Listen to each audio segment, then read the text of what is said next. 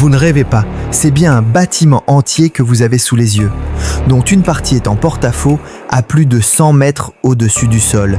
C'est tout simplement incroyable. Et ce qui est encore plus impressionnant, c'est que ceci n'est pas un simple pont qui relie deux immeubles. Non, c'est un véritable bâtiment avec ses propres espaces de vie. Autrement dit, des centaines de personnes peuvent y circuler, y manger, s'y détendre et profiter de la vue, ainsi que de la plus longue piscine à débordement sur un toit des Émirats Arabes Unis, le tout à plus de 100 mètres de hauteur. Cette prouesse est tellement exceptionnelle qu'elle a obtenu un Guinness World Record en devenant le plus long bâtiment en porte-à-faux du monde. Bienvenue sur DMPL, ton analyste des erreurs de construction et ton présentateur des plus grandes prouesses de l'ingénierie. Dans cette vidéo, nous allons découvrir l'histoire de cet ouvrage hors du commun, comprendre pourquoi il a été construit de cette manière et suivre l'incroyable aventure qui a permis à The Link d'entrer dans le Guinness World Records.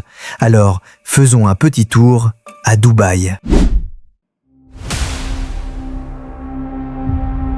Bienvenue au Recordland, une ville où les records semblent être une véritable obsession. Ici, on ne construit pas simplement des bâtiments, on cherche à construire ce que personne n'a encore construit. La plus haute tour du monde, des îles artificielles visibles depuis l'espace, des hôtels devenus célèbres dans le monde entier. À Dubaï, chaque nouveau projet doit repousser une limite. Et c'est exactement dans cet état d'esprit qu'est né One Zahabil. À première vue, on remarque deux immenses gratte-ciel, mais très vite, un autre élément attire le regard, cette gigantesque structure horizontale qui semble flotter entre les deux tours. Son nom est The Link. Beaucoup pensent qu'il s'agit simplement d'une passerelle. En réalité, c'est un véritable bâtiment suspendu. On y trouve des restaurants, des espaces de détente, un hôtel, des lieux de loisirs et une spectaculaire piscine offrant une vue panoramique sur toute la ville. Autrement dit, ce n'est pas un couloir, c'est une destination. Et c'est justement cette idée qui est extraordinaire, parce que, en ingénierie, lorsqu'un bâtiment devient de plus en plus lourd, la solution la plus simple consiste généralement à ajouter des colonnes. Ici, les ingénieurs ont choisi exactement l'inverse, créer un bâtiment dont une immense partie resterait entièrement dans le vide. J'ai une petite question pour toi avant de continuer. Regarde bien cette image. Je voudrais que tu relis chaque bâtiment à sa ville et à sa hauteur. Par exemple, le Burj Khalifa correspond-il à A, B ou C? Merdeka 118, selon toi, correspond à quelle ville et à quelle hauteur?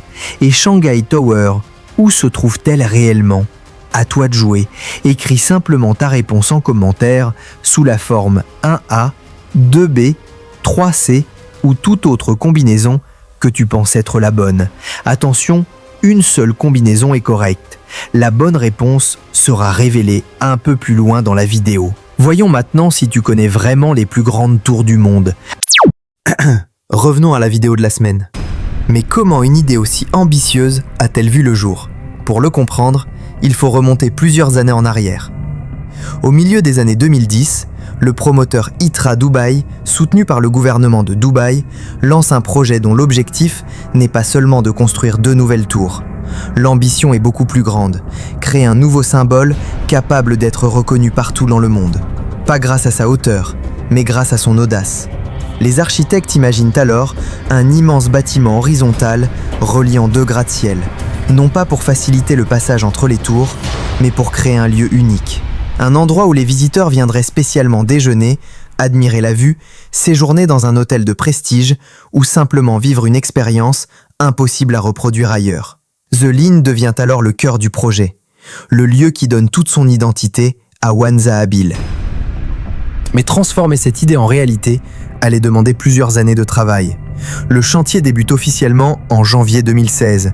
Très vite, les ingénieurs se retrouvent face à un problème majeur. Entre les 2 tours passent 4 voies de circulation, utilisées chaque jour par des milliers d'automobilistes. Fermer cette route pendant plusieurs semaines est impensable. Il faut donc trouver une solution totalement différente. Les ingénieurs choisissent finalement une solution spectaculaire. Au lieu de construire The Link dans les airs, ils en assemblent une grande partie directement au sol. Une fois la structure prête, commence l'une des opérations les plus impressionnantes jamais réalisées sur un bâtiment. L'installation se déroule en seulement 2 grandes phases, sur une durée totale de 16 jours. Et pendant toute cette période, les 4 voies de circulation situées sous l'ouvrage continuent pratiquement de fonctionner. La première phase consiste à lever une gigantesque structure métallique pesant plus de 8500 tonnes. Pour y parvenir, les équipes utilisent plus de 110 vérins hydrauliques capables de soulever progressivement l'ensemble avec une précision exceptionnelle. Cette étape dure 12 jours. Vient ensuite la seconde phase. Les ingénieurs installent la partie en porte-à-faux, une section supplémentaire d'environ 900 tonnes mise en place en seulement 4 jours. Au terme de ces 16 jours d'opération, The Link rejoint définitivement sa position à plus de 100 mètres au-dessus du sol. Après près de 8 années de travaux, le chantier s'achève en décembre 2023. Le complexe ouvre ensuite ses portes au public avec ses hôtels, ses restaurants, ses résidences privées et ses espaces panoramiques. Mais malgré toute cette prouesse, ce n'est pas cette méthode de construction qui a fait entrer The Link dans le Guinness World Records. Le véritable record, le voici. J'ai une excellente nouvelle à t'annoncer. Pendant une durée limitée, tous les contenus de ma boutique Chariot seront totalement free. Oui, tu as bien entendu, gratuits. Vous y trouverez des formations, des vidéos, des e-books et bien d'autres surprises. Si vous recherchez une formation sur un logiciel en particulier ou sur un sujet précis, dites-le moi simplement dans les commentaires et je la préparerai pour vous.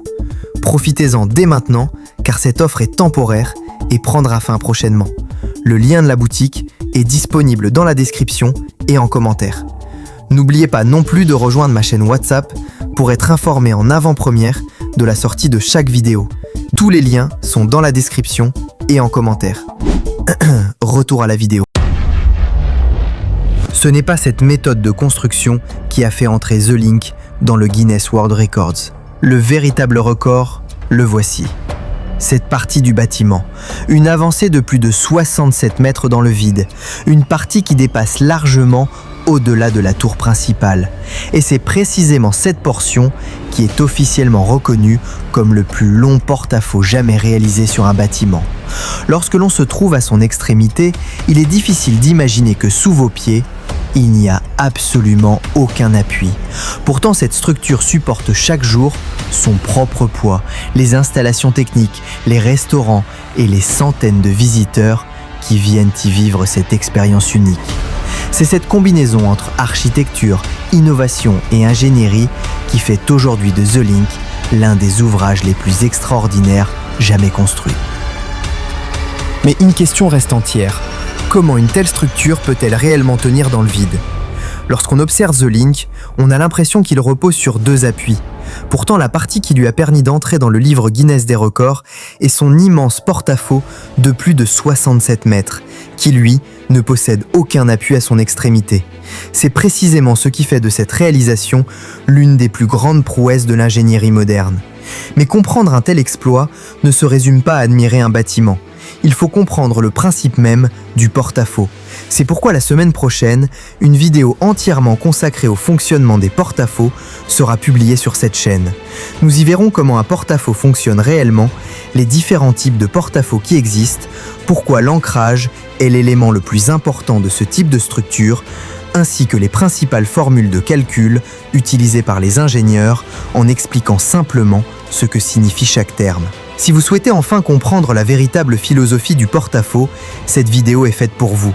En attendant, abonnez-vous à la chaîne, activez la cloche de notification et rejoignez notre canal WhatsApp pour être informé dès sa mise en ligne. Voici maintenant la bonne réponse à la question posée au début de cette vidéo. Le Burj Khalifa correspond à Dubaï et mesure 828 mètres de hauteur. Merdeka 118 correspond à Kuala Lumpur, en Malaisie, avec une hauteur de 678,9 mètres. Enfin, la Shanghai Tower se trouve bien à Shanghai et mesure 632 mètres. La bonne réponse était donc 1C, 2B et 3A. Si vous avez répondu correctement, je vous adresse toutes mes félicitations. Rendez-vous la semaine prochaine pour une nouvelle vidéo. À très bientôt et encore bravo à tous ceux qui ont trouvé la bonne réponse.